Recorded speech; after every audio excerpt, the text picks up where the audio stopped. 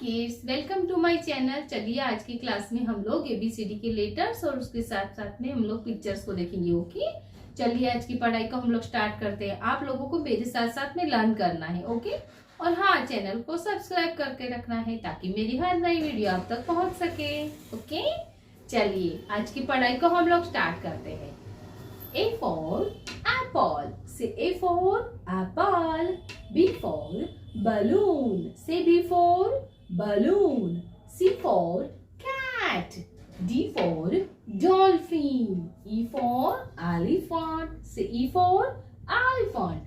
F for flag. G for giraffe. H for house. I for ice cream. Say I for ice cream. J for Jack in the box. K for kangaroo. Say K for kangaroo. L for lemon. Say L for lemon. M for magnet. Say M for magnet. N for nose. O for orange. Say O for orange. P for pigeon. Q for question. R for rocket. S for shoes. Say S for shoes.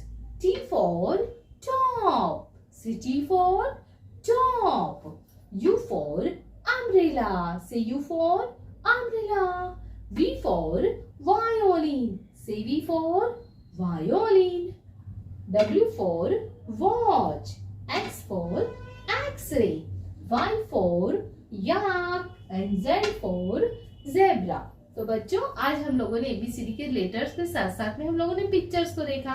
Okay, कल फिर मिलेंगे और फिर से हमारी पढ़ाई को हम लोग कंटिन्यू करेंगे। Okay, bye bye kids, take care.